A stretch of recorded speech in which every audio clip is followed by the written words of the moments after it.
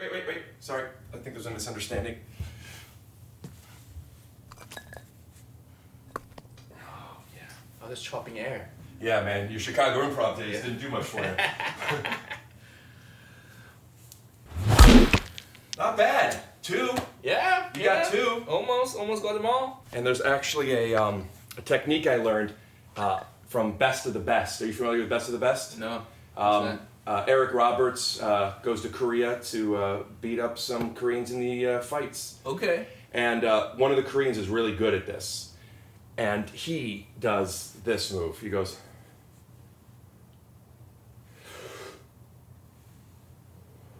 He goes like that.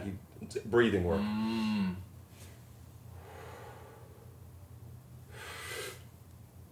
Bang! You know, he does that stuff. You didn't break any though. No, I know, and I hurt the shit out of my hand.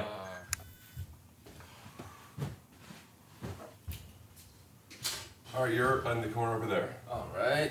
Like I said, this is producer Rick. I'll get silly in a sec. All good. I run a one-man show too, so I get it, man. Do you need any fake mustaches or No. wigs? No, I'm good. That's weird. Okay. Oh, you know what I wanted to do? But you're in a t-shirt. I wanted to wear this sweatshirt. You want me to wear something? Well, I want to put on I just want to put the AC on a little bit. Yeah. Are you into that? Yeah, just put it on. If I get too cold, I will let you know. You'll let me know? Yeah. Will you let me know right away, or will you do stuff like this first? And I have to pick up I'll on let it. you know right away. Now that you mention it. Nice place. Thanks, dude. I'm trying to move out here, so it's cool to see like apartments in different parts of town. You're trying to move to Los Angeles from London? Yeah. Are you worried that your arms might get tired? Do music. Scoot doo, blabbity blue, scoop dee. Oh yeah! Already with the jokes, huh? I don't know, man. Sometimes you gotta give the people. Listen, this is our job. Sometimes you gotta give them the arms tired. Yeah. Sometimes you gotta. The old classic. Yeah. So what's the deal, man? You live in London. I live in London, yes. And you moved there for. I moved there for comedy and a woman, and I in that order. Yeah. And so that's why the woman's out of the equation now. So the comedy's still there, thankfully. You know. Is the woman someone that you still speak to? Yeah, we're still friends, but we're not together anymore. But is she real? Yeah. Okay. My ex, who I'm still friends with, she lives in London. And arms are exhausted all the time. And I would always say that you never met her, but she's real. Okay. People would always say that doesn't sound real. Why wouldn't I have met her? So I was just curious. Yeah, it's real. At one point, people when I first blew up, and people made a Wikipedia page for me, right? And then they found her name and what she does. And she put her name on there, and she was getting all these like weird Instagram follows. But fortunately, her brother works for a company doing like privacy law and stuff. Her brother's a lawyer, so he knows what excuse to give to Wikipedia to take her name off the page. And I was like, oh, sorry about privacy that. lawyers will put up their Instagram handle. Yeah, that kind of what's it called? That GDPR. Do you know about that here? Well, I don't know what that is. Gross domestic product resources? No, I don't know what the acronym stands for. It's some privacy thing in Europe. No, I don't know it. So, yeah, they just invoked that law, and you can take people's name off Wikipedia. Well, Europe is doing some better stuff. You know, they don't let certain with privacy and with nutrition. Yes. I just know that like the Pop-Tarts here versus the Pop-Tarts there, we'll put up a side-by-side of the ingredients. Are there Pop-Tarts there? There meaning here or there meaning There London? meaning Europe. There meaning Europe. Yeah. They are? Yeah. I'm surprised. Europe breakfast just sucks, man. Europe food is great. Europe apart from breakfast. or London, England. England's the food there is just completely terrible overall. Great Indian food. Yeah, decent. I got into Indian food because of London. Okay. Boy, are my arms tired. I'm forcing it. I'm sorry. I just got to get them out of the way so we can meet each other. You should make that into a sound effect. Do you have a soundboard? We were talking about before. I don't know how much made it in, but from the beginning we were talking some tech stuff. Yeah. And the reason I don't have monitors are these blah blah blah whatever. I can't with these cameras. I got to upgrade. I really want to get a soundboard. Yeah. Where I could do that stuff. You should. I'm surprised you don't have one. It's just another thing. Yeah, okay. Well, you have 3 cameras. Just add a soundboard to it. It's fine, man. All right, when I get a soundboard, I'm going to have one of them dedicated to an effect that you have. Okay. So give me something. I don't want to force you to be, your uncle, but give me something. I'll do the Uncle Roger stuff. You press it. Hiya. Yeah, but how often will I use hiya? I don't know when you're disappointed in something. I don't know. People might think I'm coming across a little bit insensitive, though, right? I'll have to every time I do, I'll have to put up a picture of you though, so they know it's. I do have GIFs on the internet. If you search in any text message service, Giphy, Yeah, I'm on we'll there. put up. JonMichael, I'm sorry. We'll put up a whole bunch of them here. Yeah. It's a lot. What the fuck were we just talking about? Nigel, Breakfast just sucks, man. funny stuff. Hi, I'm Rick Glassman from the Take Your Shoes Off podcast, and today's sponsor is Everlywell. Everlywell is offering 20% off of at-home lab tests by going to everlywell.com/TYSO. That's everlywell.com/TYSO for 20% off your at-home lab test. Soundboard. Yeah. I want an effect on the soundboard. I want to move to LA. I think the soundboard conversation is over. So you moved Okay. to London from Malaysia? Well, I was Malaysia, born and raised, then moved to near Chicago for university. I went to Northwestern. So Oh. Illinois. Small world. Yeah. Small. Okay. Yeah. I never know everyone to use it exactly, but that felt like that worked. I mean, I've been to Illinois many times. Okay. Great. And So- then I went to university there, worked there for a year. Worked where? I worked at a company called Deloitte. You know, that big accounting firm? Yeah, we'll follow them on Instagram. Gotta give the plugs. I hated that, man. It's just you had to get a job to stay in the U.S., right? Yeah. Visa stuff. So I just My got ex the was job dealing there. with that. It was difficult for her getting a visa or keeping it for that matter. It is very difficult. Is that why you guys broke up? Because you got deported or something? No. I actually only talked about it a little bit. I don't want to get it. This is nothing private. I just don't want to get into it Okay, now. But, okay. But that wasn't what it is. Okay. But it was a bummer. It is. It's really hard. And I hated the job. I was already doing stand-up at the time. I started doing stand-up in 2011, When did you move to Chicago? 2010. So you moved to Chicago, big comedy city. Yes. Also, let me just introduce for my audience who may not know. You obviously you started in stand up, but you have a huge YouTube following now. Yeah. Things kind of got a bit out of hand, with my Uncle Roger videos. Right. Which I assume brought your audience then over to your stand up as well. Yeah, Like you're selling tickets from people who know Uncle Roger, and then on stage you're not Uncle Roger. On stage, I do both. Uncle Do you? Roger is my opener. Wait a minute. Yeah. You walk on stage and then you leave? I leave. We take an intermission. That's A great. 10-minute intermission. Or if I have another opener, then while he's on stage, I'll change. Oh, that's great. Yeah, and then I come back on as myself. Does it bother you that you were revealing to people that you're actually one person? No, because the whole point of the tour is for longevity, right? Uncle Roger has a shelf life. I don't want to be like 55 and still doing, hey, hi, Jamie Oliver, What if that was selling stadiums?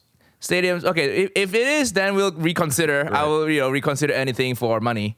But I also t-shirt, want by the people. way. Really? I'll Okay. reconsider anything for money. It would be good merch. We'll do that. I also want people to know that I do stand up, right? And I Yeah. also have that's why I also have the podcast where I'm just myself on there. Yeah. I think that's more longevity, right? Yeah, well, it's characters don't necessarily, I guess they could, but characters generally, that's why cartoons don't. They don't really adapt, and as you go on, as you change, Yeah, so will exactly. your act, but the character is kind of set. Yeah. I know a lot of people become successful from a talent or a character or something, and then they resent the fact that that's what they have to be for a long time. And I think it's great that you still give the people what they want, which is this character, but you're then introducing them to what is more sustainable. Exactly. So hopefully I don't get to the point where I resent Uncle Roger as a character just yet. Well, And I don't that's why I'm think doing you- all this. Yeah, I don't think you would if it doesn't stop you from doing these other things. Yeah, it doesn't. Nobody, after my Uncle Roger section finishes and I come out as myself, nobody's left. They still Yeah, stay yeah. there and continue watching the show. So thank fuck, yeah. Do you find that there's a certain kind of reaction that Uncle Roger gets, and then you have to follow this character that they love already? I wouldn't say the reaction is different. They're just super excited to see Uncle Roger because that's the first thing they see is Yeah. that guy, Uncle Roger in orange polo coming out. They're just super excited and they like it. I would say Uncle Roger gets away with more. I can say meaner things as Uncle Roger than I can as myself. Do you think it's because they know Uncle Roger, or that's just the benefit of playing a character? I think it's benefit of playing a character. Yeah. Like they know it's a joke. They know it's a cartoonish guy who's like stuck in his ways. He's a middle-aged Asian boomer, so he's stuck in his ways. Aren't we all, in a way? Yeah, I know. You remind me of Uncle Roger, I appreciate that. Same. Thank you. So you Uncle Roger is usually, or is it not? I'm sorry, but I saw like 10 of your videos and they're all cooking. Yeah, it's mostly cooking. I think like 90% is about food. Yeah. And does that translate on stage, or is it just a character now who stepped away from cooking stuff? On stage, what do I do? When I do Uncle Roger, it's like 20, 25 minutes. I have 3 prepared bits in there. The others is just crowd work. So the prepared bits revolve around food, yes. And like, things around Uncle Roger's life, like Uncle Roger met Gordon Ramsay. So I just talk about that a little bit. So yeah, the prepared bits for Uncle Roger is mostly food related. But then when I do crowd work, I just shit on people, and it's Figuratively. Yes, Gotcha. yes, thankfully. We shit on people literally here sometimes. Well, I don't do that kind of show. We'll cut to a clip. Hey, what's going on, guys? Ben Schwartz here. I'm at the Glass House, baby. Is that what you're calling it? We're at the Glass House. I am coming on the podcast that everybody knows, which is called Take Your Fucking Shoes Off. It's time to talk about real life and sports. Ben Schwartz, see you there. Truncate it. Make it smaller. Sorry. See you there. I'm going to be on the podcast next week, guys. And girls. Everybody. Anybody. Snap. I'd rather not snap. They know it, that if I snap, it's a thing. It's a big thing on this podcast. I'm not going to look like a fucking It's idiot. a big thing on this podcast. And we're back. Could I ask you? I want to ask you some superficial. I know it's gross, but it's fun. The people love it. I know. I want to ask you some superficial questions. Let's do and it. Say, don't worry about it. If I don't want to answer this, or leave me alone. Okay. The amount of views that you get are like millions every video, almost. Yeah. And you put them out weekly. No, now it's like 2 a month. I'm too busy with the tour. Yeah. Gotcha. So, are you pre-recording stuff? No, I wish I could. Right. That's why It's really hard. It's so right it's- with especially with comedy. Like I know a lot of food YouTubers, like chefs. They make YouTube videos about making food, and that's to me, it's a little bit easier to pre-record. You just come up with the recipe. You can just bulk film 5 in one day. Right. But if you're doing something like a video around a particular topic, I don't know about you, but I just like to be in that space for a whole week. When I'm making on that video, I just be in that space Are you filming for a week? No. I've only filmed like actual filming, camera on, camera off is 2.5 hours. Right. But then it's pre-production before the filming, the writing, the thinking of the jokes, Yes. what concept. I recently reviewed one. Jamie Oliver, he has a beef with Jamie Oliver. So that when I reviewed his video again, I made it look like I was forced to review it. I had rope around me. I was kidnapped and forced to review this Jamie Oliver video. So coming up with those ideas like Can that. I show a little clip? Yeah. Who are you? Why are you tied up like this? Uncle Roger, I've been sent by Auntie Helen. She's not happy that you've been mentioning her in all your Ouijos. Auntie Helen? My ex-wife Auntie Helen. You tell her I'm not scared of her. Oh, really? She knew you were going to say that. So we have something special planned for you, Uncle Roger. What? You have to review Jamie Oliver's Thai red curry. No. Please, no. Tell her I'll do anything she wants.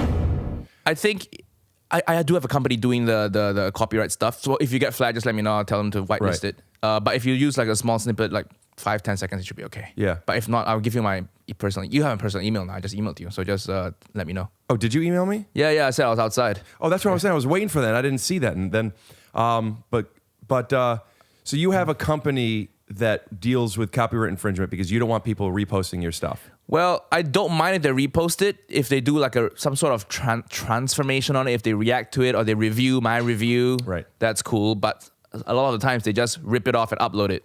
Like wholesale, or they just put a mirror effect so it just left to right and then just upload the whole thing. So that company helps me monetize those videos. Instead of taking it down, the revenue those videos get come to me. Right. That's where the split comes in, right? It's a split. Sometimes I get something when I have a song on that they split it. Yeah, probably something like that. Yeah. So you were doing video. You moved to Chicago. You started doing stand-up. How long were you doing stand-up before sketch? Before what? YouTube videos and stuff. Between 2011. I started doing YouTube in 2019. So 8 years you doing stand-up. Yeah, just hustling and grinding away. It's the same in the UK as to here. You just do the road and do very, very terribly paid gigs just to get the spot at the club. Yeah, same thing. How long were you in Chicago before you moved to London? 5 years. So 2016, you moved to London. Yep. You doing London there. You're doing stand-up in the UK for 3 years before you get on YouTube. I moved to London in 2015, actually. Yeah, 2015. And then I did stand-up. Yeah, because YouTube, I wanted to sell tickets, right? And I see like a lot of people who sell tickets now, they are big on social media. So I was like, okay, I need to do something on YouTube. So I just kind of threw shit at the wall and see what sticks. You want to edit some stuff? Throw something at the wall. We don't edit it. You could just take it. We'll use that sound effect when something is thrown now. Yes. I can be a Foley. Do you, was that your intention from the beginning was, I want to sell tickets? Yeah, as a stand-up comic, isn't that the whole goal? I'm saying your intention entirely when going on YouTube. Yeah. YouTube was basically your marketing tool. movie trailer. Yeah. And then it just...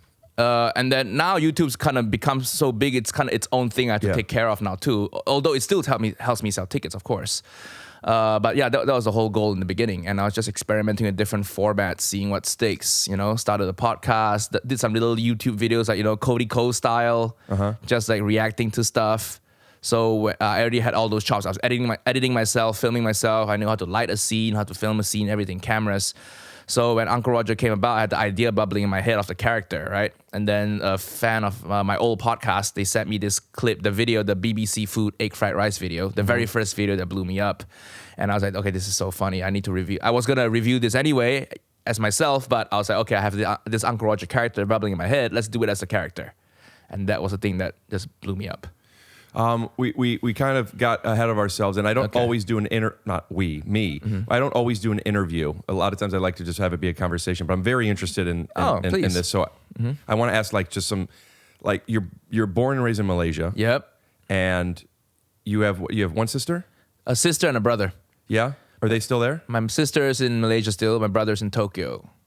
And what is life life in comedy there? Are you a funny kid? I was, there was a group of funny people in my class, and I was one of them. I wouldn't say I'm the funniest. I'm like one of the, top 5 of my classroom. Okay. Well, what makes you fall in love with comedy? What makes you? Did you have friends? Were you? I grew up watching in Malaysia. I think we just watched stuff on YouTube. I never thought I could ever do stand up because to me it just feels like this this American thing, this Western thing, right? So I was watching, who was I watching growing up? Russell Peters, Chris Rock, right. Eddie Murphy. Chris Rock translates over there. Yeah. He had that bit. He talked about marriage, and he talked about if you never wanted to kill yourself, you never fell in love yet. His most signature bit here is like there are black people and then there are N-words, right? That doesn't translate over there because we didn't. That one that didn't really translate over there, but he has other stuff about general like life and marriage and stuff and family jokes, so that works. And then Louis C.K. popped up on my YouTube feed too when I was growing up, so I also really liked him. Wait, you're 31? Yeah. It's weird to me thinking I didn't grow up with YouTube, but I guess I just missed it. How old are you? 37 today. 30. Okay. Today? Yeah. Happy birthday. No, I'm 37. It's not my birthday. Okay. I meant today I'm 37. It's another classic one for the boppers at home. But, so yeah, I guess because YouTube came out right when I went to college. So I guess 7 years before that would have been 11. So you grew up with YouTube and you're watching these comics and you're thinking, I want to do that?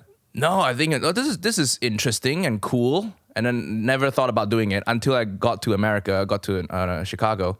And I joined this African-American improv group by accident, really. Somebody just asked me to audition. No, it's called ODB. They call it Out the Box, but ODB, Old Dirty Bastard. Homage to them. Sure. I mean, they always... It's like a local in living color. Yes, for the university.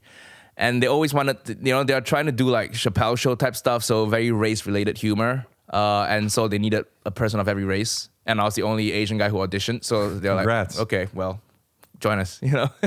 And I didn't know what I was doing. I didn't know what improv was. The audition was just playing improv games, playing freeze, playing, I don't even remember freeze. I don't really like or do improv. Yeah, freeze, I think, is when we're doing a scene and then someone calls freeze and then they replace you. Yes. And then if you were like this, now you have to be doing, here are some shoes. Yeah. Great game. So, yeah, it's all right. I just did that. I don't know how I got in, I guess. Freeze. Okay, let's switch spots. You see how I'm sitting? You have to be like this. But you have to sit here. Oh, okay. No, you know what?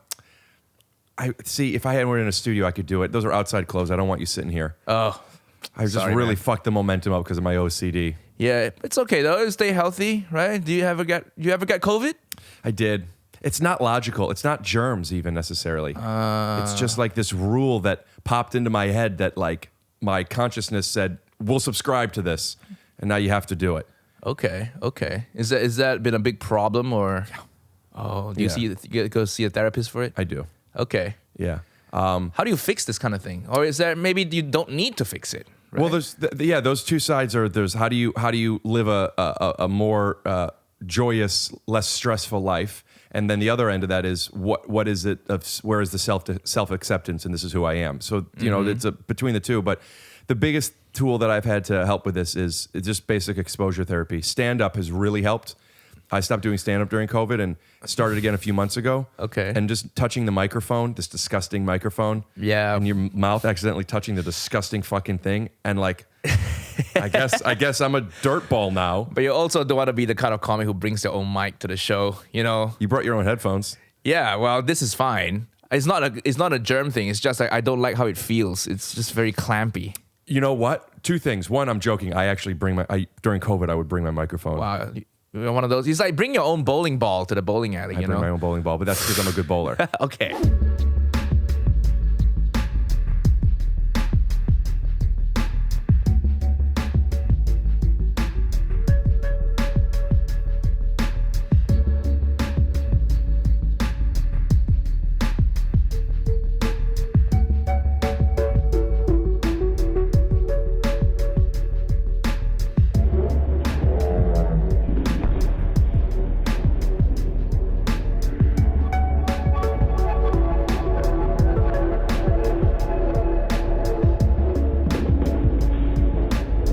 But what if you bring a mic there and then you bomb and then you have to unplug it? Thanks, guys. Okay.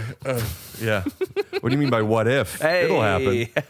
These headphones I've tried so many headphones because when you wear headphones for more than 10 minutes, they just hurt. Yeah. Those are great. You'll love those. And those don't really look good on camera. It just makes your head look so bulky. You know? Do you think my views will go up if I switch to headphones like that? I don't think so. I do. You do? All right. Try it then. Hannah made some headphones on me. It's $300. Good bit. So my only understanding of Malaysia Yep. and the culture, and I apologize if this sounds ignorant, but is Zoolander. Zoolander. Okay, that is a good reference. I thought you would say The Missing Planes. Does that happen? Did they miss planes there? Yeah. Bermuda and Malaysia? Because it used to be Zoolander until The Missing Planes, and then now it's The Missing Planes. We lost MH370. MH370. Yeah. So we went from Zoolander to that. But yeah, Zoolander mentioned this in a passing comment. Yeah. That film was banned in Malaysia, by the way. Because No, really? we have the thing, our government doesn't like it when people insult or joke about Malaysia, so that film wasn't shown at all. How similar is the culture in Malaysia to China? There are similarities. I'm Chinese, so my great-grandparents were from China. And then Chinese Malaysians make up like 30% of the entire Malaysian population. Oh, 30% of Malaysia are people that came from China. Yeah, your great-grandparents are their ethnicity is Chinese. What's the other 70%? Malays and Indians. So Malaysians are I would say indigenous people, Right. People from Malaysia or like Indonesia, the surrounding areas, a little bit darker skin. That's how we tell them apart. And then Indians, they used to be great grandparents from India, came over to work on the rubber plantations, and then just stayed. Rubber plantations? Is that one of the exports there? Yeah, we make a lot of rubber. Yep, condoms and everything. Oh, nice for. Yeah. I don't want to say it, but You know. You guys do that over there, right? Sometimes, Do people have sex in Malaysia the same way they do in the States? I don't know. Have you had sex in the States yet? Yeah, it's all right. Hell yeah, it's all right. You okay with the OCD? I'm okay with Knuckles, and I'm telling you, the past 3 months since I came back to stand up, 4 months now, I've been so much better. Okay. So much better. Does the OCD bleed into sex? Sex is like dirty and gross and lots of liquids and sloshing around. It does not. That's not. No. Actually, I remember there was I apologize for, or just it's gonna get a little dirty. Yeah, that's fine. But I just get super racist. I'm not even talking about sex. But I remember a girl years ago came over, and I told you to put your bag not on the rug because I clean the floors. I don't clean the rug that much. I vacuum, but not soap. Okay. And a girl came over, and she she put her phone on my bed, which is disgusting. I mean, just as a phone. Yeah. So Okay. I said, will you put your phone on the, and she goes, okay. I made I kind of was a little sharp with it. And then 20 minutes later, I ate her ass. Yeah. And it's just like, I mean, what the fuck? These rules that we make up. Respectfully. Listen, people clean their asses though. They don't clean their phones. So Here would be a good opportunity to have our sponsors Tushy if I had a bidet advertiser, but I don't. oh. But yeah, you're right. People clean their ass, not their phones. I actually do clean my phone at least once a day. Phone soap. Free plug, by the way. I found it on Phone Shark soap. Tank. Okay. 10 minutes, you put it in. It's ultraviolet rays. The same stuff like dentist office use. Oh, that white box over Yeah. there. Oh, okay. Hey, that's my girlfriend you're talking Hey. about. But yeah, I put it in 10 minutes and it just 99.9, or whatever the number they made up is. Always clean my phone. Okay. How do you know it works? I don't know, but I'm satisfied because there were third-party trial tests that said it works, and I'm not going to be able to test it better. You've probably gone on YouTube and searched for like that ultraviolet box reviews. I've looked right? at, well, of course, the reviews, but I've also looked up some of the data for the trials, and You read a scientific paper to buy a white box. I bought it immediately. Then I read it just to why I'm giving this a lot of trust. But I used to, when a guest would come in, I would ask them, clean your phone before you. Oh. That's why you're sitting on a blanket. But the blanket's on, you ever poop in a public bathroom? Yeah. You put toilet paper down? No, I just do it and then hope for the best. I haven't gotten any diseases from it yet, so sometimes I know it's a disease and stuff, but sometimes I just like to live life less stressful. Hey man. And the couch is meant to be used. If it gets too soiled and too dirty, you can't clean it. Just buy a new one. Yeah, I don't know. I'm not there yet, but Yeah. that is on my vision board. You're like my parents. They always had plastic sheets on the couch. They buy the new couch. They keep the plastic on, keep it clean. And I'm like, what are you keeping it clean for? For the guests. And then the guests come, the plastic's still on. And they're uncomfortable sitting on it, and it's weird. Yeah, and it's all like plasticky. Yeah. It makes that sound. Do you guys poop on the floor in Malaysia? Sometimes. I think now it's way more developed now. I think I always grew up in the city. So in the city, you have regular toilets. It's all good. I wasn't talking about in the bathroom. Oh. I'm just saying. Well, it depends how drunk I am. Okay. Yes. Sometimes I shit in the bed. So Do you? yeah. Do you get so drunk? Are you a drink? If we go to court one day, me and my ex-wife, then that's gonna happen. I kept telling myself it's not my time. What's happening to me? The next thing that I know, I take a tumble and there I am on the bed sheets on Johnny's side of the bed, where I should not be. I mean, I shouldn't be on either side of the bed. I shouldn't be on any bed. I look around to my surroundings and all I could think was, why am I so dry? I'm sorry, could you? Thank you. Oh shit, I'm sorry. I'm so sorry. I'm so sorry. I'm hamburger poo. Do you? Are you a big drinker? I enjoy a drink, yes. I don't really go blackout though. To me, I talk about food a lot, right? In my head, drinks, alcohol, it's like food. I taste them like wines. Every region's different, so I drink it like that instead of drinking to get drunk. But were you joking about the pooping in your bed? No. I was joking. I totally poop in my bed. My bed's too nice. You have a nice bed? I have a nice bed. It's spring inside. It's none of this memory foam shit, man. I know you do mattress adverts, and in London they have a lot of those same types of mattress come in a box, and then 100-day return policy. Whatever. I'll tell you, Helix Sleep, for real, is unbelievable. Okay, I mean, before I agreed to do it, I had to try it out, and I sleep on it. but it's foam though, isn't it? I don't like springs. You don't like springs? I've had springs that are okay, but yeah, I'm a foam baby. Okay, we'll differ on that. I like springs. It's more breathable, and it feels more natural. What? The foam molds around your body. What foam are you using? I don't know, some sort of, whatever bed I get in London, some sort of mattress Do you brand. like a firm bed? Medium. Medium's good. Okay. I like it. I want it to be hard Okay. with a little give. Less, is it what, OCD again? Less No, germs? just Jewish joints. My back hurts. Also, I think you just took shots at me, and I. What? Did I? Why? No, I'm just joking. I mean, it's very easy. You have this mental illness that's still somewhat okay to make fun of, right? If you had depression or anxiety, then I'll be a little bit more sensitive, but I'm also like this at home. Outside of my house, I'm a completely different person. okay. I In what way? I don't care. I don't care if I'm dirty. I don't care about touching stuff. I just don't like bringing it into my house. So outside, in fact, I've had people comment on this podcast saying that they like when I'm a guest on other people's podcasts because I'm not so OCD about stuff. Jewish. Yeah. Well, you could. This is where you live, right? Yeah. You could have just rented a studio. I've thought about it. I like the idea of people coming into my living room. I like the idea. I also intentionally don't have anybody here helping because I like the idea of people watching, not a production, but like I want the vibe to be like you're sitting in here with me. I think that's a good vibe. I think that's people like that vibe now on YouTube. You know, if you go super overproduced, super blurry background, bokeh, you know, people actually get a bit turned off by it. Are you a director? Is that something you like doing, or is that just because you need to make your own stuff? Yeah, I'm a director by necessity. Right. You know, when I film stuff at location, like Uncle Roger does a factory tour, or if Uncle Roger does a factory tour, or Uncle Roger does some sort of like cooking at a restaurant, I have to be the one directing. Okay, videographer, I want a shot like this. Use this lens. Get a close up here. Right. That kind of thing. B-roll of this shot. You know.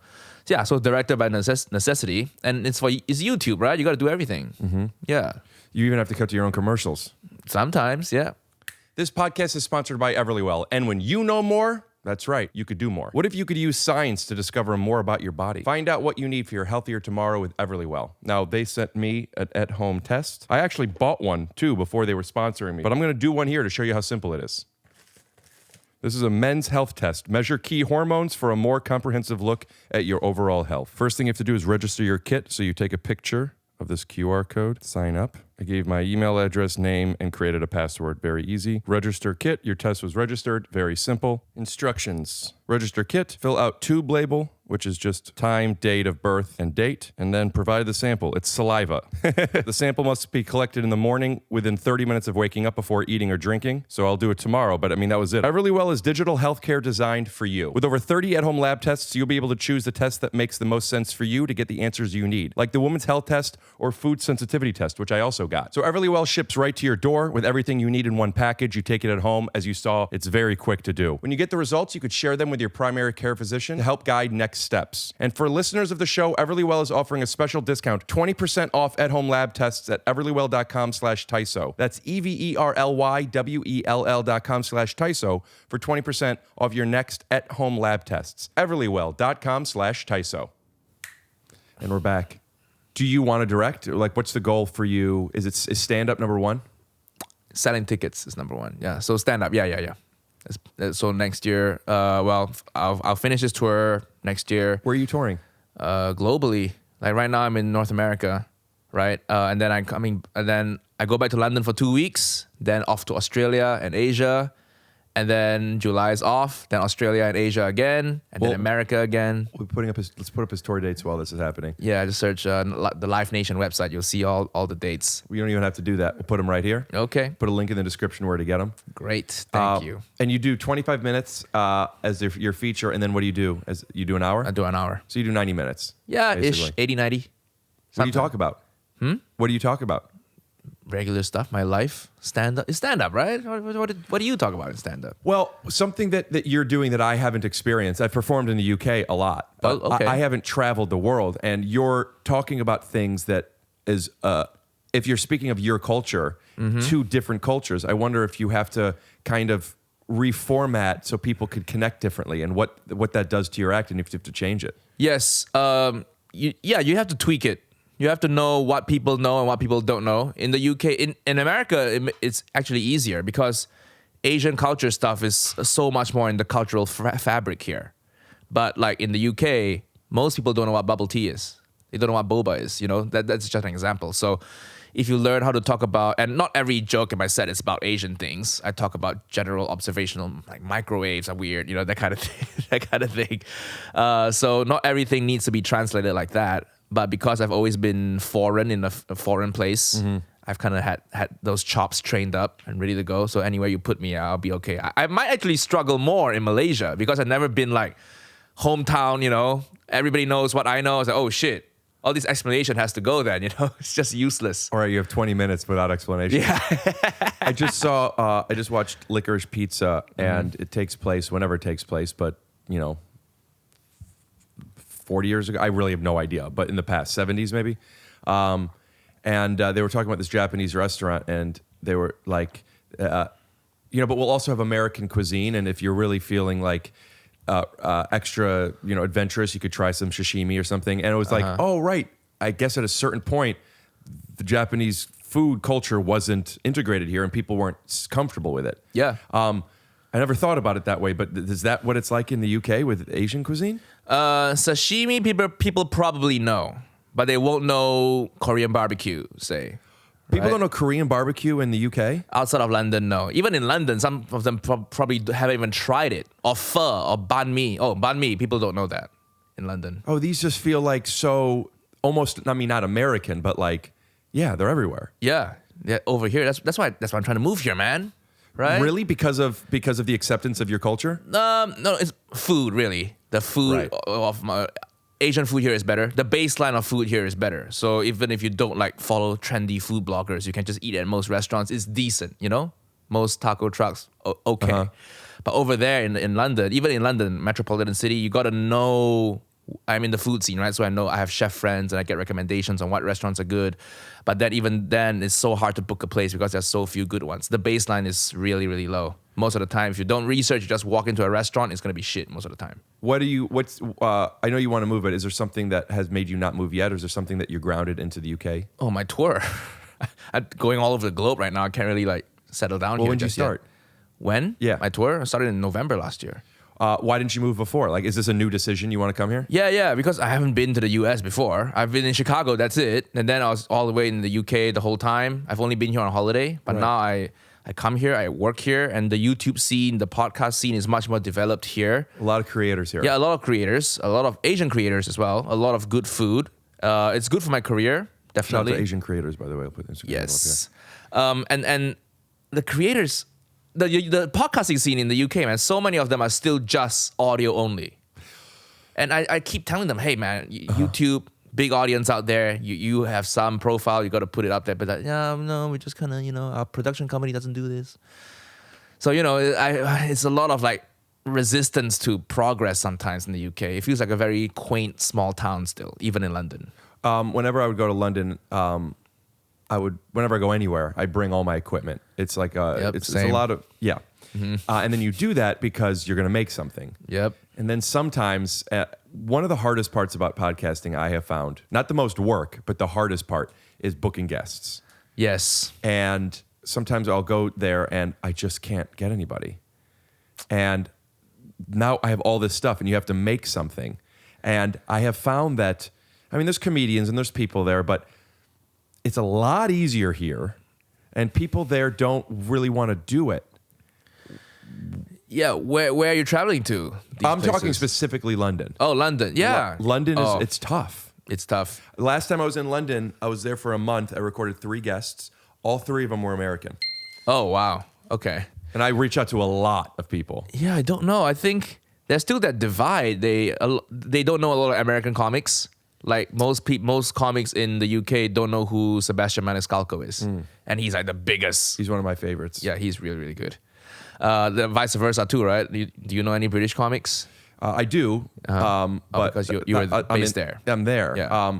But I always felt that it's harder for a comedian in the UK to cross over to America than the other way around. Yeah. Because there, they do know, even at some of, Top Secret, it's just one club I'm thinking of, but I've seen other, not even clubs, but there's theaters where there's pictures. A lot of American comics are up there.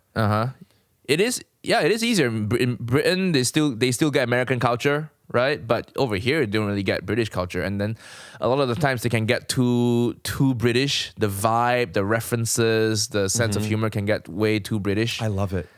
I find it easier, to be honest with you. Really? I find that people at least in London, I say at least because I haven't toured the UK, they're more willing to accept that maybe this person's doing this on purpose.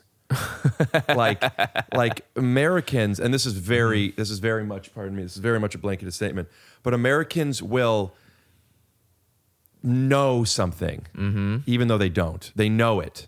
Okay. There's nothing to question. This is what it is. This is what he's doing. I like it. I don't like it. And I find that I found that in London, people will be like, "What is this?" They'll ask a question. I don't know, and they're more willing to accept kind of quirkiness and silliness and dry humor. They are more willing to accept quirkiness and silliness. Yes, definitely. That's it's a British thing. That kind of British weirdness, right? Yeah. When you watch like Peep Show or The In-Betweeners, that kind of stuff. But as someone, do you do that kind of weird shit? I've never seen your stand up before. I've only listened to this podcast. Yeah. But okay, so yeah, you should move there. You should move there. Soundboard, mustaches, they love that stuff, man. I absolutely love it. You should do the festival called the Edinburgh Fringe. They love that kind of alt stuff over there. It's kind of last year I decided I think I want to do that. Yeah. I think I want to build for that is a goal of mine, is to do Edinburgh. Oh, it doesn't need to be a goal. Anybody can sign up and do it. It's not like a festival like Montreal. You just pay the money. You're in the booklet. But I'm not going to do it unless I feel like I have the thing I want to do there. That's what I have this weird. I don't know if it's a confidence or if it's just a lack of awareness, but I feel like if you have the product, the hour that you want to share, for example, be the product, it's easy. You could get in any festival, you could sell any special, anything you want. Once I feel like I want to share this thing, that's the biggest obstacle, I think. I don't have an hour that I want to do that. I've done stand up for 4 months in the past 3 years almost, you know? Yeah. But Edinburgh just the idea of doing a one-man show instead of a stand-up special feels... See, I'm the opposite. I like doing the stand-up thing. That's why I hated Edinburgh. It wasn't for me. That's Edinburgh is one of the reasons I'm like, I better fucking do social media because this shit isn't leading me anywhere. They specialize in the kind of one-man showy type stuff. Yeah. So people like Berbiglia does really well over there, you know? And then because people will buy tickets because of reviews. You know, get the review by The Guardian, by The Telegraph, big newspapers there. Right. And reviewers tend to like more of the one-man showy type content. If you just do straight stand-up, you know, I've experienced this, 2 stars, 3 stars, 3.5 stars max. And that's how you know you have a mainstream, potentially commercially successful show on your hands. If you get like 2, 3 stars. If you get 4 or 5, you're like, okay, critically acclaimed, which is fine if that's what the kind of stuff you want to do. But it's going to be harder to do on like a weekend club, you know? Yeah. Like on the weekend, people don't really go out to see like Hannah Gatsby, right? They just want to... Hannah Gatsby is more intellectual. On a Wednesday. Yeah, Wednesday. It's a Wednesday thing. Nice, very intellectual, you know, cigars afterwards maybe. That kind of thing. Unless you have your own built-in YouTube social media audience. Yeah. Then you can do anything you want. Yeah, if you play to your own audience, you can do anything you want. But sure, I mean, the product still has to be good. So, like, Nanette is a good show. She will play it to her audience. The audience likes it. Great. Yeah.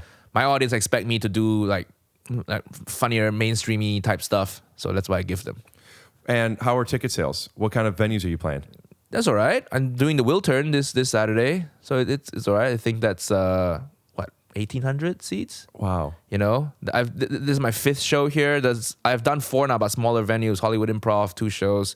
Regent Theater, 2 shows. Fuck, I'm going out of town. Also, I don't know if there's even tickets left. I would love to see it. Oh, the Wiltern hasn't sold out yet, so there are a few tickets left. But don't worry about it, man. I'm sure our paths will cross. Yeah, but I'm genuinely, I want to see, because you're very. I've seen your character, and here you're just a fucking mellow kind of guy. And I know that there's a big deation there. I amp it up on stage. Of course. I'm saying I've seen the performer versus just like chilling and talking. Yeah. And I like that. I like when people are just able to be this. I mean, you don't have to try so hard on this podcast, right? It's like supposed to be chill, living room vibes. Depends on what the thing is. I mean, a lot of times we're shitting on each other and doing, you know, literally fucking each other in the ass and just big dicks. You know, you could put a picture of it. It's just, you know, but then I'm done for 2 days. I'm drained. After every podcast recording. It's a lot. I don't want to get into it. And you know, it's just, there's a lot before, during, and after. You're such a broken person, Rick. Oh, you know? Is it coming across as that? No, I'm just learning about you. You sound so normal on the pod. Like I was just listening to a few episodes. I was listening to the Jim Jeffries one on the way here, and you're just like a normal guy with no neuroses, you know. But now I'm learning a lot.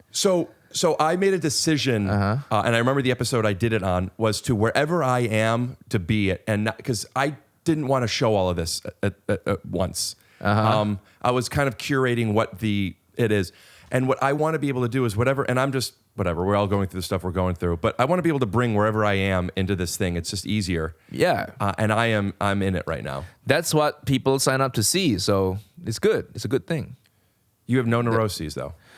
I don't know. Maybe it's some sort of like, maybe I'm just not a smart person, you know, because I have like very intelligent friends who all have some neuroses or they're like always depressed about the state of the world because they think a lot. And I'm like, well, you know, traveling is fun. Cocktails are nice. I'm doing it at my house, so I'm like, oh, let's pick some paint colors. You know, Faro and Ball, that's a good brand, you know. Do you get anxious? Not really. Not really. People describe it anxiety, and I'm like, yeah, maybe sometimes I'm like, oh, did I leave the iron on at home? You know, did I turn the stove on? And then my brain just tells me, you didn't. Chill, relax. What's the worst that can happen? You know, you have house insurance. Just live your life. Yeah, the way you talk, house insurance, buying a new couch when it gets dirty, that's YouTube talking, dude. What do you mean YouTube talk? Couches, you can buy cheap ones, you know. Not me. Who wants to sit on a cheap couch? What's this? What's this couch? West Crate and Elm. Barrel. West Elm. Okay. Then you should be showing it off, man. Don't cover it with I'm almost blanket. there. Okay. I am almost there. Okay. But I just think I'm not that intelligent of a person. That's why I don't get any neuroses, which is a blessing, I guess. they say ignorance is bliss. Yeah, and I'm very ignorant, so also very blissful. Do you? I mean, what?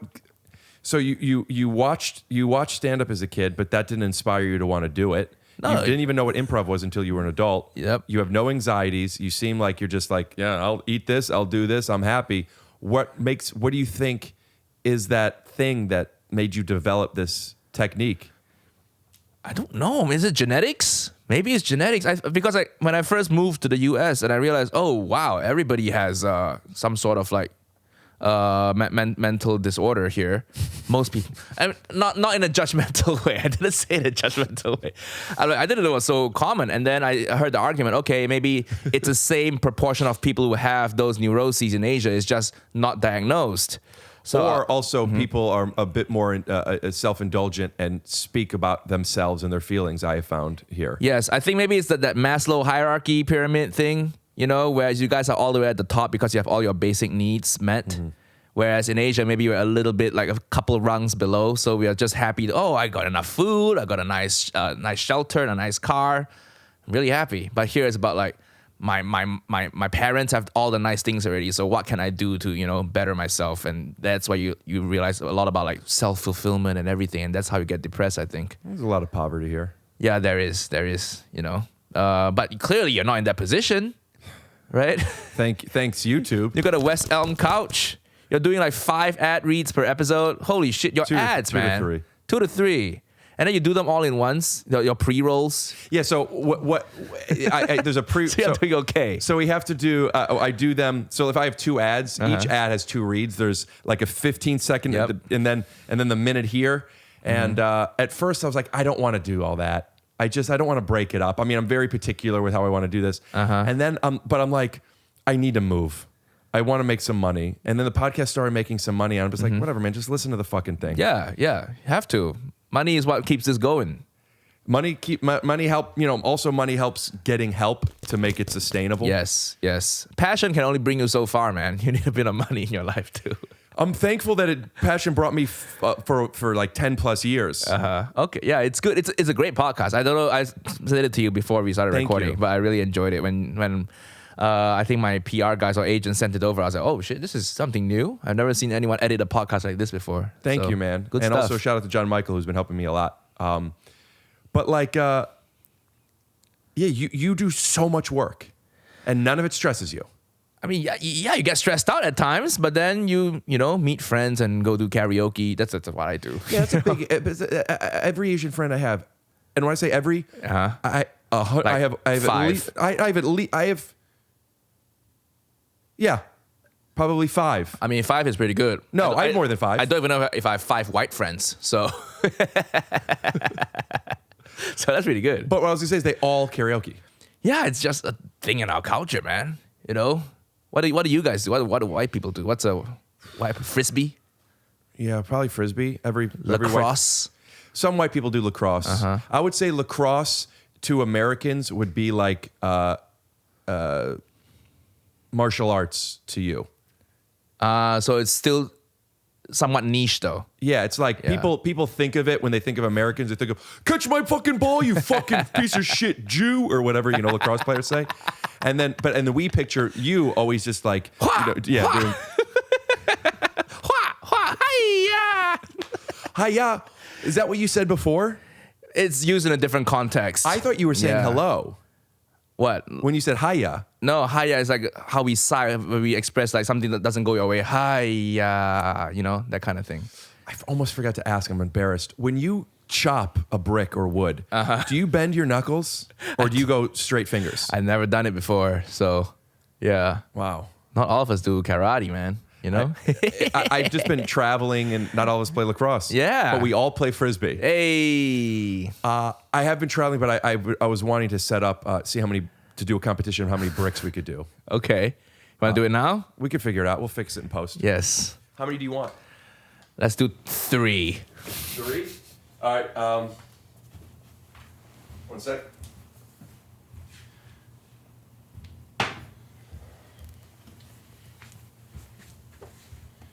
This angle is good. Yeah, that's fine. You can stand here. Oh, shit.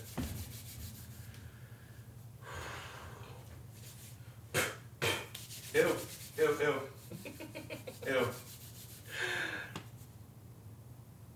Wait. Sorry. I think there's a misunderstanding.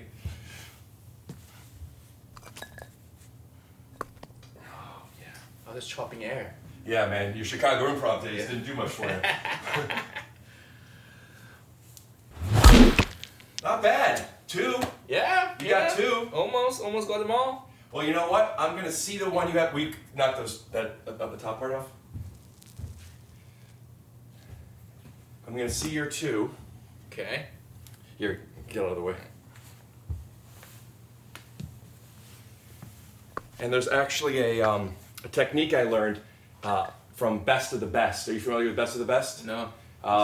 Eric Roberts goes to Korea to beat up some Koreans in the fights. Okay. And one of the Koreans is really good at this. And he does this move. He goes...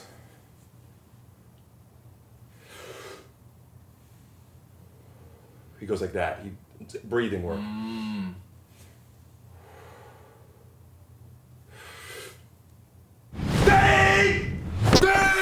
He does that stuff. You didn't break any though. No, I know, and I hurt the shit out of my hand. I usually don't do it that way. Oh, but what is it with? Oh, fuck me, man. What is it with? Fuck. With in Asian cultures that before they hit bricks they go, "Dai!" What does that mean? What are they saying? I think it's just to psych themselves up, to kind of hype themselves up and feel stronger, right? You don't do that in bed. Just date. Do you do that before coming or just before entering? Just before I go on a date. Really, I'm just sitting in the bathroom, just doing my hair, taking a shower. Really? Yeah, that's a big difference. In America, we don't do that. Yeah. In America, we go. Oh, really? No, in America, when we're taking a shower, we go like this. We go, "Come on, dude, show up for me tonight, dude. Show up for me tonight." It's all the depression meds, man. I don't take depression meds, dude. Oh, okay. It's all the meds. I hear you guys are very drugged up people here. Not me. Okay, good. I like weed. Weed. Is that good? I tried that before. Does that affect like, Did you say the fat girl? The fat girl? The fat girls. I think that's what you said. Well, I don't know. We'll cut back to it. Maybe it's a Freudian slip. But what were we talking about? What were we talking about? Speaking of the Freudian slip, did you know that Okay. Freud's mom had a really nice... No, I was going to do a vagina slip joke. We were talking about being medicated and then weed, and you've tried it once. A few times in university, not once. A few times. It's all right. It's a nice thing to do to unwind sometimes. Yeah, but you're just an unwound boy. So sorry? It's okay. You're always unwound. You're just unwound already. Oh, thanks, I guess. Is that a compliment? Yeah, I mean, that's why people do it. I fucking love weed, man. Okay. Does that help? Does it not make your OCD worse? No, it makes me you. Oh, It makes me like, it's okay. you smoke more then. It's great. I do it a lot. I don't smoke anymore. It hurts my throat. I take edibles. Okay. The weed like technology here is just so far ahead of the rest of the world. You got it. Right. Also, if you did in university in Chicago back in 2011, Yeah. it's a new sport, baby. Yeah, it's different now. I'm sure the weed now will fuck me up. Well, you dose it right. Like I take these Kiva chocolates. Each piece is 5 milligrams. Every time, no matter what the bar you take, you know exactly what you're getting. It's always consistent. I, a lot of times, like to take a half a piece, which a lot of people comment, fucking idiot, that doesn't do anything. But 2.5 milligrams for me is the amount to where, and I've given this to people who have never smoked who do it all the time. Okay. You could do 2.5. At most, you'll maybe get a little high. But realistically, what will happen is you either won't feel anything or you feel something where it's like you don't even remember. Like you're feeling a little different. And you're like, oh, that's right. I took a little chocolate. It's so good. It makes you a little silly, makes things taste a little bit better. It makes things a little, it just makes all of your pleasure points better.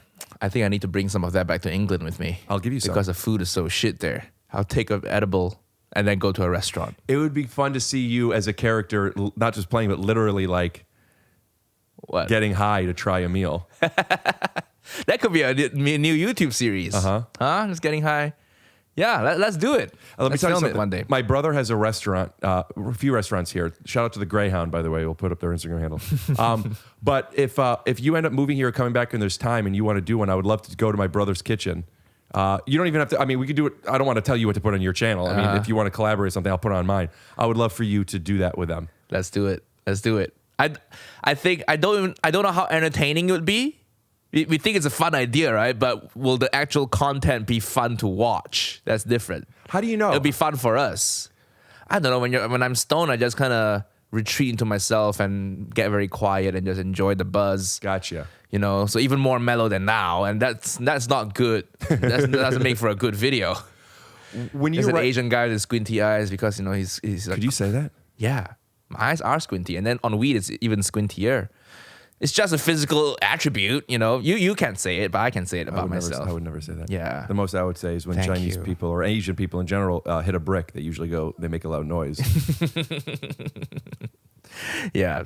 When you're writing something that is so heavily improvised, though, because you're talking to these people who are making stuff. In what way? Like a YouTube video, Yeah. you mean? Okay. How do you structure something like that? How do you plan for that? Well, first I get like an expert chef's help on the technique. So I get the technical side down. I know what they're doing wrong. Oh, you learn everything specifically for what you're going in for beforehand. Yeah. I just figured you know so much about cooking. Oh, Asia is such a big continent. Like, there's no way. Like, if you're a professional in pho, you would not know a lot. A professional in like pho, Vietnamese food, they Right. probably won't know anything about like butter chicken or even ramen. Right. There's such different disciplines. So for me to do a good job, I have to, every type of cuisine, I have a certain expert that I hire and I talk to, that I pay them for an hour of their time. And then they tell me like what this person did wrong, and then I do my own research, the technical side of that. And then I have I work with a comedian friend who writes some jokes, I write some jokes, and then we combine them together. Interesting. That's So the you're process. literally, because of this character, you're becoming a chef. I'm learning the technique. I can talk a good game, but when it comes to actually chopping and stuff, that still needs a bit of work. Have you retained a lot of what you've learned? I think so, because when you review, I've reviewed ramen like 5-6 times now.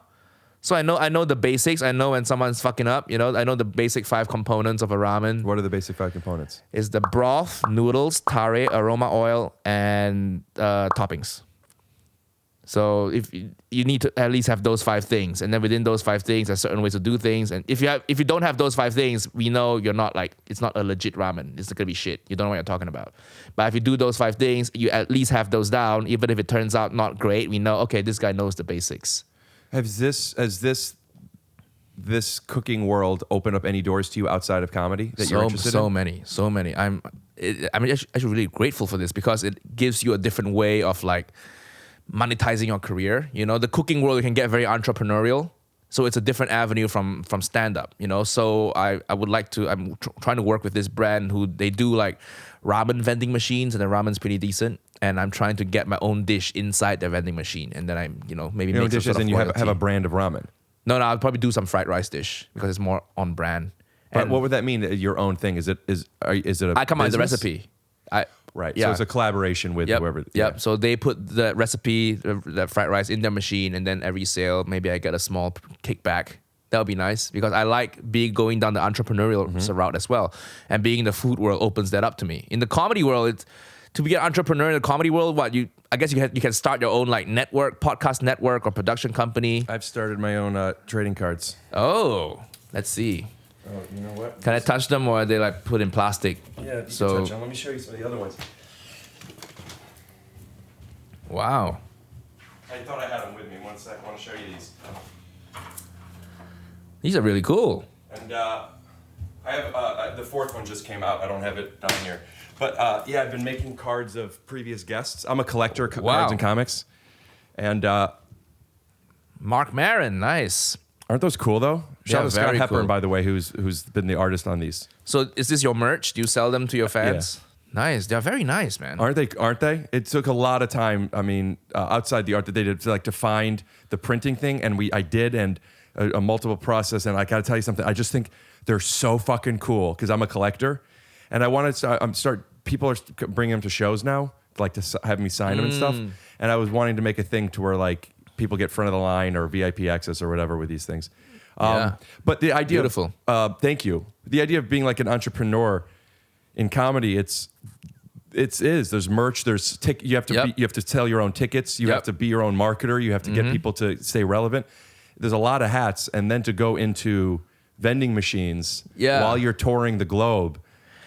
I don't know. I just like it. It's something cool. I also want to have my own line of MSG out one day. That's the ultimate goal. Explain to me, because I grew up hearing that MSG was horrible, and then it was a David Cho. I saw somebody was talking about David Chang, probably. David right? Chang. Yeah, yeah. Yes, thank you. And he was talking about how like MSG's got bad PRs. Yeah. What's going on? Why does everyone say MSG's bad, and now I'm hearing it's not? I'm not from here, so I don't know. Even in Asia, we used to think MSG is bad, but I think it's because MSG sometimes, like say some shitty Chinese takeout places, they would just skimp on ingredients, skimp on the real ingredients and the materials, and then just blast it with MSG to kind of make up for the loss in flavor. So in essence, you're eating a lot of it. And then people say they get really thirsty, they get headaches or whatever, because of the low quality ingredients, not because of MSG, but they conflated MSG with that. But MSG is just a naturally occurring chemical compound. It's in tomatoes, it's in anchovies, it's in cheese. And we never complain that eating cheese gives us a headache, right? I don't eat cheese. Oh, okay. Well, some life experience would be good sometimes, Rick. Oh man, you're really burning me a lot this one. Sorry. You're nice enough to invite me to your home and let me sit here and on your blanketed couch. Sorry, I shouldn't be this mean. No, it's okay, Yeah. man. I just don't eat cheese because gives me headaches. There's MSG in there probably. You're gonna have a battle in America to retrain. Speaking of entrepreneurs, one of my favorite shows is Shark Tank. Are you hip to it? Lion's Den. You have it in England. Yep. I know about it. Yeah. And they talk. One of the big things they talk about is no matter how good a product is, it's educating the consumer and getting them to understand and accept. And MSG out here, man. I think with my videos, people are changing. I get tagged in so many Instagram stories of people buying MSG, and then they're like, Uncle Roger, are you proud of me? And then they just post that back of MSG in their Man, hands. YouTube is such a big asset. It is. Every day I'm just so thankful because if I wouldn't have a career 20 years ago if I were in England, my sense of humor doesn't mesh well with them, and a lot of the times it's panel shows. That's how you get big in the love UK. I said Edinburgh's a goal. I have like these certain specific things that aren't like these huge goals, but things that like I visualize that I want to be doing. Yeah. Panels, and I love them. Okay, you should try to get on one of Yeah, them. well, I was considering maybe going there more when I was with Betty, and but I don't know. Like, thankfully I'm working here at the moment, and it's hard to be there for long periods of time. It's not the right vibe of humor for me, though. You know, I get a bit like complainy and ranty. You know, you see my videos where I shit on people. So it doesn't really work like that. Podcasted with you. Yeah, yeah. Sorry, but over there, the banter is more like gentle, friendly banter, which is really, really funny. Just not what I do. So thankfully for YouTube, you can find your own audience. Then why? I just don't get. Why are you there? Why am I there? Yeah. I had to move somewhere. My ex-wife was German, European. We had to go somewhere, and She probably still is. yeah, I know. It's hard to change. You have to shake that. Once you're European, you're always European. So I wanted to go to a place where I can do comedy in English still, you know? So we decided, London's a great place to be, because she wasn't American either. Visa stuff was tough for her too. But in London, we had none of the visa problems because she's a European citizen. Right. Yeah. Is that a thing still? I guess we don't need to get into Brexit here, but No, it's interesting. it's still easier if you're European to live there than here. So you both basically moved to a foreign country to split the difference of English-speaking comedy and close to Germany. Well, English-speaking comedy, and also London is like, even a lot of Germans go there to further their careers, right? It's just a bigger city, more things, more jobs. She works in advertising, so it's just a bigger market for that. Were you a good comedian while you were in Chicago? Or are you too I was young? okay. I was starting to get good. I think like right when I was leaving, I was starting to feature, and I was doing an okay job featuring, doing 20 minutes. I remember I featured for Eliza Schlesinger all those years back, 2000. Yeah. And I think I did an okay job. Like, it was fine, passable, not great, not terrible, just passable. Money-wise, YouTube is your biggest resource? I think now touring's and YouTube is like on neck and neck. Wow, good. Congrats, man. Oh, thank you very much, man. And I just want to, make a good living and be able to sustain this indefinitely. You gotta buy a lot of couches. Yeah. It's not about the quantity of couches. Okay, it's how it works with the space, Rick. Yeah. Yeah. You were the one who was like, just get a new one. Yeah, but like I'm saying, if it's worn and torn down, you can reupholster it. I fucked up by getting this color. I bought the color during the pandemic when I wasn't letting anybody over, and I forgot about it. I think gray is a color that's kind of a little bit cold and a bit out of trend now. I remember maybe a decade ago, dark grays was so chic and trendy. Every house had like a dark gray wall or something. I wanted it because I was planning. I'm still like, I'm setting up an office upstairs, so this is gonna be dining room stuff. Okay. But like, I have so many colors, the curtains, the rugs. I'm getting more rugs, so I wanted something that was a little calmer. My dad and I have a saying. We saw it in an IKEA billboard a long time ago, and we still love it. We say, "Be bold, not beige." We like colors. Yeah, good. You should paint the walls then. I'm renting. See. I'm in that middle. I'm in my London here. I'm not where I want to be yet. Milan. My London.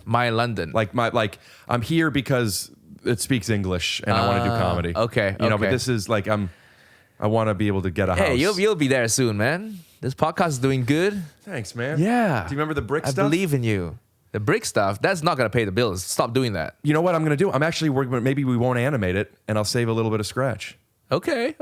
I'll use that money. Do you have to pay people to animate? Oh yeah, I guess you have to, right? Yeah. It's expensive animation. Shout out to Tom Bates. We'll put his Instagram handle up here. Yeah, let's cut that racist part out of the podcast, save you some money, you know? What was the racist part? No, just assuming all Asian people can like do that hua thing. It's not racist. I'm just playing around. No, I was saying it's similar to Americans in lacrosse. Yeah, not everybody yeah. can do it. As you can see, you only got 2. I know. Well, it's all good, man. Save that money. Save it for a house. Down payment. It's crazy how many views you get, and you just started your tour in November, and already you feel like ticket sales. It's really like the YouTube is building equity in people that want to see you perform, and then right away you could turn that into ticket sales. That's incredible. That's why I'm fortunate that I started doing stand up before the YouTube blew up. You know, have you seen TikTokers do stand up? Yeah, but you know what the argument that they could have, and it's true, even though it's not a great show, is if people like you, they'll want to see you. Yeah, they'll want to see you once. Yeah. Right. And then if they come back, if the show's good, they'll come back for a second time. Yeah. But I worry a lot of the times they're gonna just burn that live audience. You know, just do one big tour, get all the money, and then they can't tour anymore because people will go like, it's not very good. Like an NFT rug pull. Yeah, well, I don't know what that is. I know what an NFT is, but what's a rug with pull? people that have a big audience, they will, hey, buy my NFT. And then once it's done, they leave the project. The saying rug pull is to pull the rug out from underneath I see. you. Yeah, you don't want to do that. You don't want to. Your fans are your most important thing, right? You don't want to piss them off or trick them or be deceptive. I'm a collector. I've been for a while, and I'm really loving NFTs, and I've been working on a project Perfect for a bit. you. Yeah. In fact, I'm wearing, shout out to the Degenerate Apes. They, on the Solana network. But I've been building something for a few months now, and I'm excited about it. But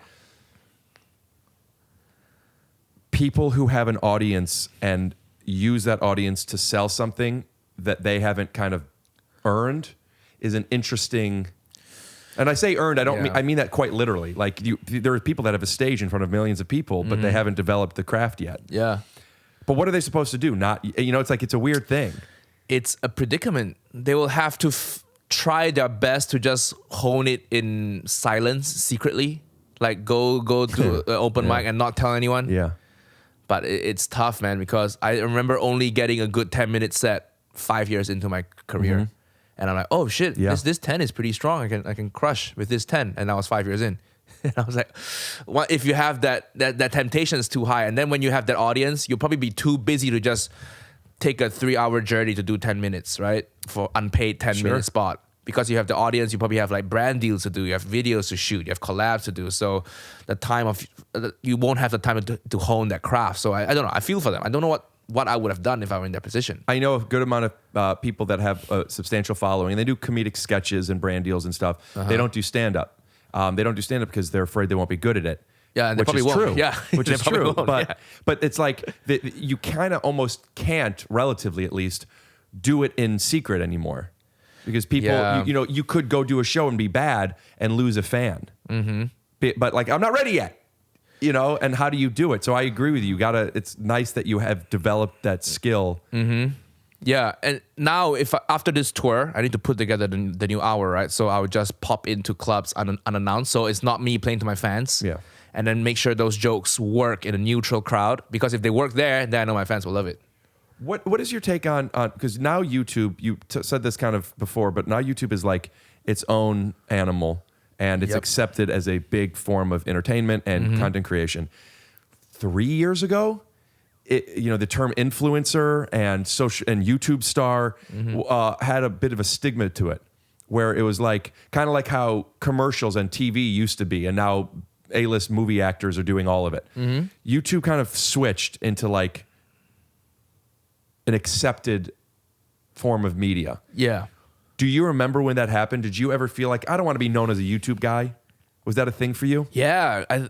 Most comics we tend to be purists, right? So we just, I don't want to be known as the YouTuber who does comedy.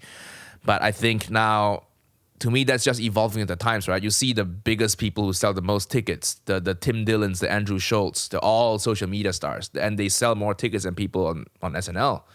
And you're like, okay, there's something here. Like, so I do it. Sure, I think the stigma's still there. I think some people who don't know that I've been doing stand-up for years, they'll just look at me and go, this YouTuber is trying stand-up.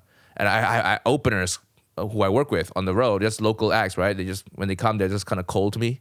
And then they see my set, they're like, oh shit, this guy can actually do stand-up. They're cold to you because they think that you don't belong? Yeah. Or it's another one of those YouTubers who is trying to hand a stand-up.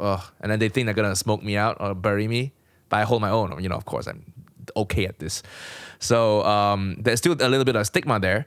But I think with every development, right, there's always gonna be like people who don't get along, don't follow the trend, and then they just get left behind. So you just have to see. What's the trend? The trend now is like social media people are selling the most tickets. That's the trend now, right? So you have to see and then realize, oh shit, it's a real thing that's happening. I better evolve and adapt.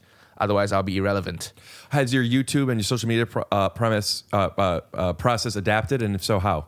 Social media process? Yeah, like I understand how to adapt as a writer and as a performer. But as far as using social media that you've said you adapted to, what have you learned that you have now adapted to? You just have to do it. That's what I mean by adapt. If a new platform comes along tomorrow and I see the people on that platform are selling a lot of tickets, I'm gonna work really hard to learn how that new platform works. Yeah. Yeah. My TikTok is just mostly repurposed stuff from my YouTube, though. You gotta be efficient, right? Are you on TikTok for this podcast? I have more followers on TikTok than any other social media, and I barely post on it. Oh. Every now and then it's repurposed shit, but it really works. It works. You have to be on it. I think that's the platform that has the most organic reach right now. Yeah, I've been using it more. Great. But it's I mean, I know you're gonna be like, oh geez, Rick, you're really dark and complaining about everything, but to reformat everything in different aspect ratios all the time when you're trying to pump out this every week, it's just at a certain point, it's just not sustainable. You need to hire someone for that. Yeah. Yeah, and I'm at the point now where I'm looking to get somebody specifically for that. Yeah, there's a company called Jelly Smack that do the kind of thing, you know. Do you work with them? No, I use someone else. But when I say adapt, it just means you have to be on those platforms and see what other people are doing and then try to do what they're doing or make it better. That's what I mean. You said that comedians like to think of themselves as purists. Uh-huh. Where is, like, how large is the standard deviation between being an artist and versus being this other thing, which is TikTok, promotion, finding trends, learning trends? Where is, if you were able to just focus on this one thing or this small amount of things, would you stop YouTube? Would you stop making these things? I would say if you could only focus on stand-up, I think that's a big luxury. I don't think that's how the world works anymore, though. For anybody. Yeah, for anybody. You need to be your own content creation machine because, there's just so much good shit out there. You have Netflix, you have YouTube, you have HBO Max, you have everything. You have Amazon, as we see it. Yeah, and if you don't put any content out there, people forget about you so quickly. Yeah. So yeah, I don't think it's viable anymore. The way I try to keep that little bit of purism in me is when I'm on stage as myself, it's just me and a microphone and a mic stand. That's it. What That's about your how I podcast? keep it. My podcast? Yeah. Yes. What about it? Do you feel that way too? It's just you? Yeah, it's just me and a producer, but it's mostly me talking. Yeah. But when I travel around and I meet people, I want to podcast with them, I just rent a room and then I just interviewed Jimmy O Yang. That episode came out yesterday because I've been a fan of him. And with this YouTube following and Instagram following, it opens some doors. I can DM people and be like, hey, I love your work. Do you want to come do my podcast? He's great. Yeah, he's so funny. He was one of my first guests, but we didn't do video, and I ended up never even posting it. Oh, what a shame. What a shame. Animate the whole thing. Yeah, right? I went to his house. I filmed Jimmy's Kitchen with him as Uncle Roger. So I did his YouTube video. Then he did my podcast. And then he asked me, you want to do 10 minutes before my set? I just kind of opened for him. So very, very grateful for that. Turns out our fans have a big overlap, man, because he had two openers. The first opener finished his set, and then he was like, oh, we have a special guest for you. You know him from YouTube as Uncle Roger. And then the whole crowd cheered. I was like, oh, shit. Is that an Asian connection? I think it's Asian and the food connection because Jimmy loves to cook and he has Jimmy's Kitchen. Yeah. So they know who I am and it actually quite helped a bit with ticket sales. So thank you, Jimmy. Shout out to Jimmy. Yeah. How does that feel for you when because like I said, I just started doing stand-up again a few months ago. And before that, it was pre-pandemic. Before, my podcast isn't the biggest podcast, but it has grown to a place that it's, I was shocked at how many people now come out to see me and know the podcast. And we just did I did a show, a Rick Glassman and Friends show. Actually want to have a sizzle. 3, 2, 1.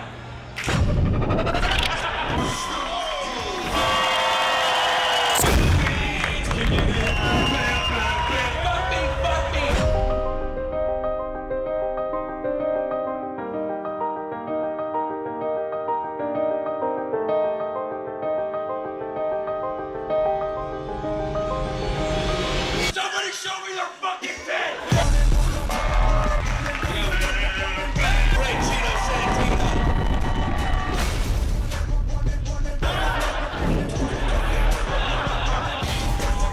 Set it up silly. Set it up silly. Rick Glassman.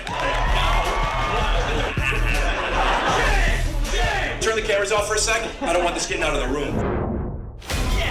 Ooh, that's the movie. You ever watch Perry who's filming this? We'll put his Instagram handle up here. Funny stuff, dude. What's up, Tevin, man? You want to come in or what? Oh, you don't. Hey, you scared of girls or drugs? Which one is it? Hey, man. Hey, it's all good, man. Come on in. It's okay. Oh, my boy's cool, man. He's cool. All right, my bad. Have a seat, dude. Hey, Tevin. It's in my cul-de-sac. You ever seen this many forks? No. Big It's cool. It's cool. You're cool, man. Yeah, he's cool, man. He's cool. Well, guys, tonight was fucking rock solid. You know, I was thinking about You're the best, man. You're the best. You're the Sorry. king, Glassman. Sorry, Rob. You're the king. Of course. I was thinking of going down to the corner store, picking up a bottle of Jaeger, buying some bombs, energy drinks. Come on over this way, sweetheart. Get it right. And I thought to myself, hey, why stop at Jaeger bombs when we can all just fucking do cocaine? Yeah. All right. Glassman. And it feels really good to have people come out, not to see comedy and you're there and they laugh at you, but to see You. Yeah, I never experienced that before. To have 400 some people buy tickets to see me, and in a kind of a corny way and bigger than comedy, but like they've kind of accepted me, and like now that's the hard part. To what? To make them laugh? To The please hard them? part is if, like I was talking about before, like you said, a TikTok person who maybe hasn't earned it yet could get people to come out to see him once. Yeah. To get them to like me already, that I'm okay, like this, my things are fine, and it's not going to get in the way of them being entertained. It's just a really rewarding feeling that you obviously have much more experience with, even on a bigger level. But like, you make these videos, you're a character, you're not even yourself necessarily, and then people want to see you. Yeah, it is a good feeling, isn't it? Which you, like you can't. I don't think. I mean, it would take Bill Burr. Louis C.K., it took them 20, 30 years. Louis, he needed his show before people, like if you're just doing stand-up, it takes them so long to get to know you because they only see you for an hour once a year if you're really pumping out a ton of specials. So this gives just an opportunity for the audience to get to know you. Well, I would say Louis blew up with that first special, Chewed Up Shameless, the first one, which I loved. Blue curtains in the background. That's how I remember. I think he was, 10, 15 years in, no? People outside of the comedy world didn't know who he was until Lucky Louie. Okay. And if somebody knows differently, years here and there, but he's even talked about that. Okay. Like Sebastian, how long was he doing it before he became a household name? Oh, yeah. 20 years, I think, at least. It's just so hard to get people to know you just from stand-up. Yes. It's almost impossible. How, unless you have a stand-up clip that went really viral. Right. I think Andrew Schultz is known for his stand-up, right? That's the thing that blew him up. Bert Kreischer too. Yes, the machine story, right? Yeah. Yeah, he told me that special actually bombed, but that clip of that story on YouTube took off, and he said his career is because of that YouTube clip.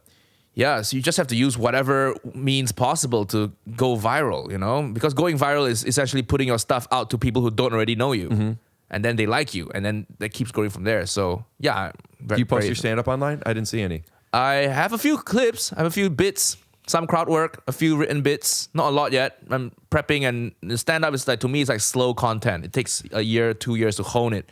After you get the hour, then it takes another year to hone it and make it tight and nice. So hopefully it would be nice if someone commissions a special, but otherwise I'll film it myself, either sell it to people or put it on my own YouTube channel. Mark Norman and Sam Morrell, do you know them? Not personally, but I know the videographer who films for Sam. Yeah. They do such a great job of putting out reels, minute clips here and there. Yeah. And so a lot of times it's crowd work, so they're not burning stuff. But I think that's, talking about trends and what sells tickets, I think that's the thing now specifically is. And it doesn't have to just be stand-up. It could be vlogs behind the scenes of touring. It just needs to be something entertaining. So people watch it, they get a good feeling from you. Oh, let's go see him. He's funny. But right? but that's what's selling. You're playing theaters now. Yeah. So yes, but even more niche than that is to see the person as a stand-up comedian now. Like to actually see you doing stand-up stuff. Yeah. I think is. I'm working on that. I posted a crowd work clip as Uncle Roger, and that really pushed some tickets for that. But yeah, slowly I have more, I film a few stand-up shows now. Get a whole crew in to film 3-4 cameras, and then That's cool, man. That you have the resources to do that. It's a marketing expense, right? You have to do it. Yeah, I'm wanting to when I'm planning a tour now. The money comes back to you. You got to spend money to make money. Hey, I've said that for weeks. 3 weeks now I've been saying that. I already put your tour dates up before, but do you have? This will be out probably end of May, early June. Do you have some? I know you're taking off July, but do you have some stuff you want to plug? Well, end of May, early June, I will be in Australia. But I'm coming back to the US later in the year. The dates aren't announced yet. I think we've only announced New York. I'm back in there October 20th, New York Town Hall. But I also have like other US dates all over the country, so check that out. You can follow me on Instagram at Mr. Nigel Ng, MrNigelNG, or just search Uncle Roger on YouTube. That's how usually people discover me. Then you can find my other stuff. Is this your first tour? Yes, I've done like the Edinburgh Fringe, Right. do an hour every day for a month. I've done like a Soho Theater run. That's it. But the first tour. It yes. was an hour 7 days a week for a month? Yes, 6 days a week. We get one day off. Wednesdays, Hannah Gadsby. Yeah. So your first tour is a global tour. Yeah. What's the name of the tour? It's called the Haya World Tour. Small world. Got to use it. Use the catchphrase, man. Recognize it. Dude, nice to meet you. Nice to meet you too. Thanks for having me. Yeah, Sorry for shitting on you on your mental illnesses. It's okay. I'd like to end the podcast with me shitting on you. Is that okay? Let's do it. Okay, here it goes. Hey, nice shirt. Where'd you get that shirt?